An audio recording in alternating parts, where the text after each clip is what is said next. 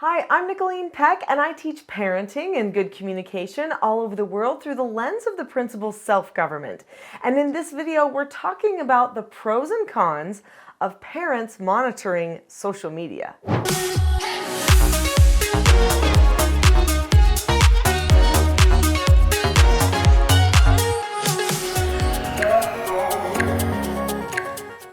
In this video, we're going to talk about social media's impact on children and why parents are struggling with the idea of should I monitor it? Shouldn't I monitor it? What does this show to my children? And then we're going to talk about some of the basic pros and cons of parents monitoring social media so that you can make an informed choice.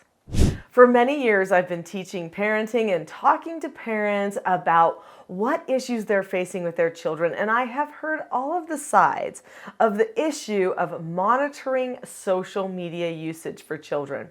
In fact, it has changed drastically over the years. It used to be that parents would say, well, if your child's going to be on there, you have to absolutely monitor it. In fact, make sure that you are also on social media and that you have become friends with your child on social media so that you can follow their social media accounts. But is that enough?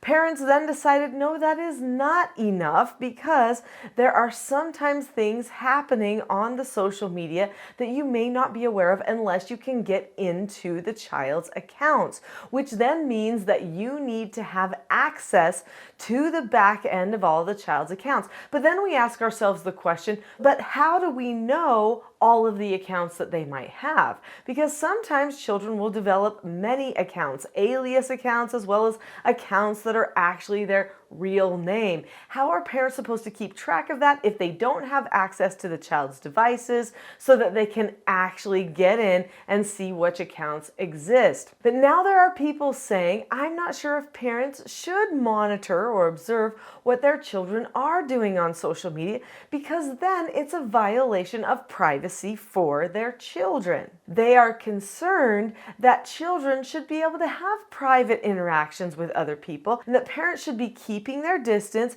not engaging, so that children know that they're trusted by their parents.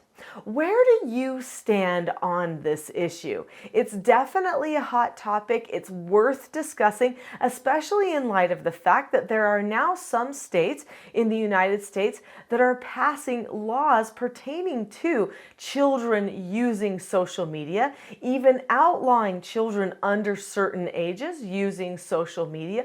Why would people be going to this extent on the issue? I don't think that there are lawmakers and parents out there who are just control freaks. I know what it takes to pass a bill into law, and it is a lot of work. And I know that you don't do that lightly just because you want to have control over a certain population of people. No, I think that there are legitimate concerns. I think we are now seeing mental health issues that have occurred because of social media and because of other digital exposure. So parents are concerned their children are having increased anxiety, depression, stress, they're becoming socially reactive. They are struggling to find their place in the world because of how they see themselves through the lens of social media and how their friends interact with them through that social media lens as well. Also, we know now that social media has led to a lot of trafficking of children, of sexualization of children. Parents have a legitimate concern, but when is monitoring too far? Let's look at those pros and cons. If you've been following this channel for a long time, then you'll know that I've made many videos on children and digital exposure. Also, I've made many videos on social media. This one is a little bit different because I am looking at the pros and cons, but don't forget to subscribe and go look at other videos about this topic on this channel because they might add some more insight since I can't get to everything in every single video. So let's first talk about the cons to monitoring your children on social media. When your children are in the social media world, They are developing friendships, they are engaging with other people, they're learning from other people, and they are feeling a little bit of freedom. When a parent monitors their usage, the child feels a restriction in freedom. And sometimes that can put up walls. Sometimes when parents monitor their child's usage, then the child could feel like they want to go behind the parent's back to get into more things on social media. They may want to create alias accounts or maybe even have other devices that the parents aren't aware of that have different accounts on them so that they can keep things hidden from their parents because they like the idea of that freedom and they don't want anyone knowing what's going on with their moment of freedom.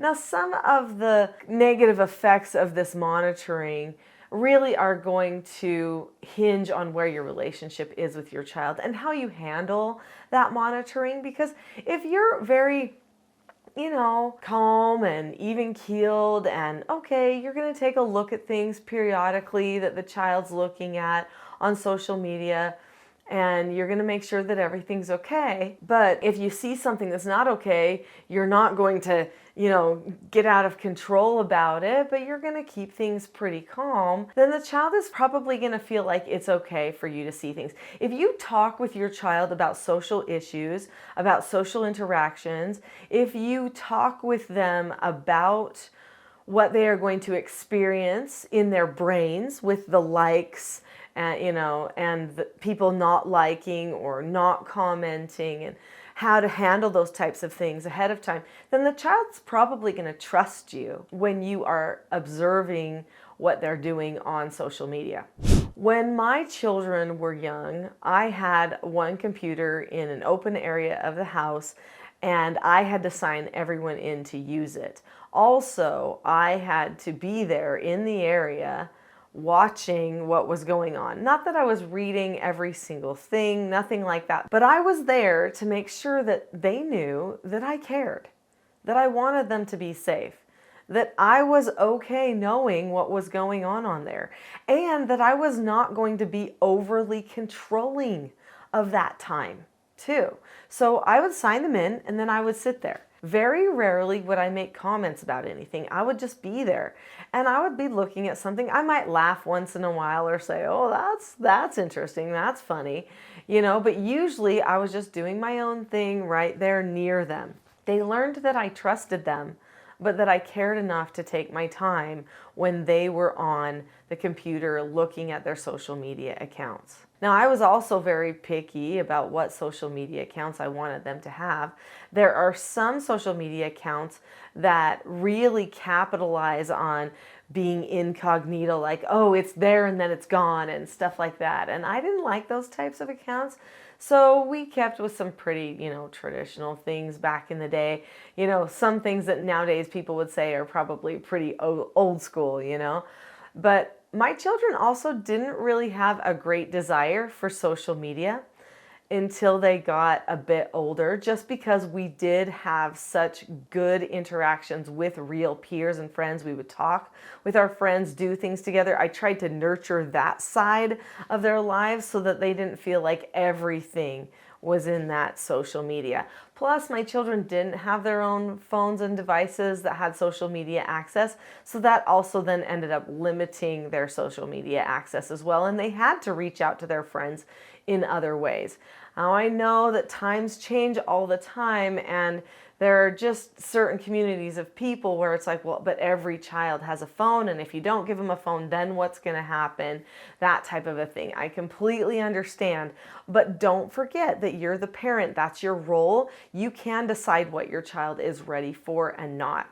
So one of the main cons is that the child may start going behind your back. But if you have a good relationship, they're not dishonest with you already, but they're usually very honest with you. They follow instructions from you. They accept no answers from you. Then likely they're not going to go behind your back and do anything that is dishonest.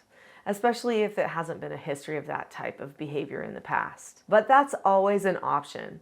Another con is it takes time, okay? You have to actually decide to put in the time. There are many parents who tell their children, I'm going to be monitoring this, I'm going to look at it, and then they don't actually do it because it takes too much time. You might have to take one evening a week and actually look through all the stuff that your child has seen throughout the week. You know how long that's going to take you? It could take you at least an hour, maybe more. And there are many parents who are time challenged who just don't feel like that is something that they can put into their schedule. So if you don't think you want your child on social media unless you're there observing and paying attention, and you know you don't have the extra time to look into what they are looking into, then maybe they just need to get a no answer about social media, because that is going to be one of the cons. You just have to face that. So what about the pros though? There are a lot of pros. When you are monitoring what your child is looking at online, anywhere online, that puts you a step ahead of other parents. It helps your relationship with your child too, if you can talk about the things in really healthy ways. Smart parents do know what's going on in their child's online life, and they talk to them about it.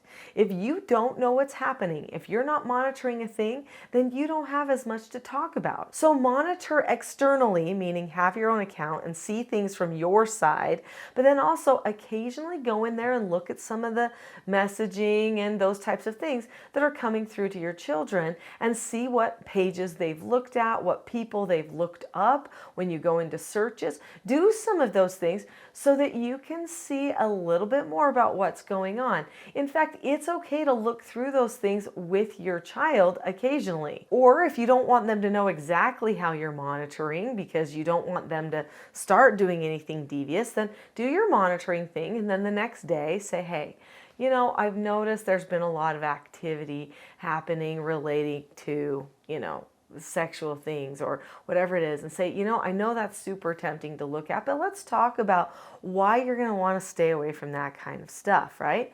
Also, I think if you are going to have boundaries or rules related to devices and social media usage, you're going to have to monitor to actually follow through with the rules.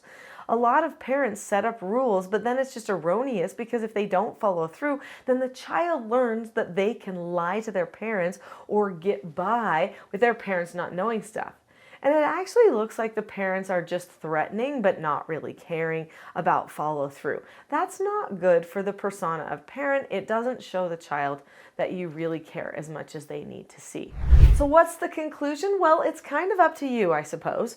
But for me, I think monitoring is a good idea. I've noticed that the parents who do monitor social media usage end up having a deeper bond with their children, especially if they handle it with calmness. Now, if you want more help with your calmness, I can help you there too. In fact, I have something called a Calm Parenting Toolkit. That Calm Parenting Toolkit is something that you can get right now on my website for free. In fact, in the description below this video, there is a link to the Calm Parenting Toolkit. It's called teachselfgov.com/toolkit. So if you click on the link to that course now, then you can start improving your calmness, which is the first little baby step in learning self-government. Click on the link now. I'll see you there.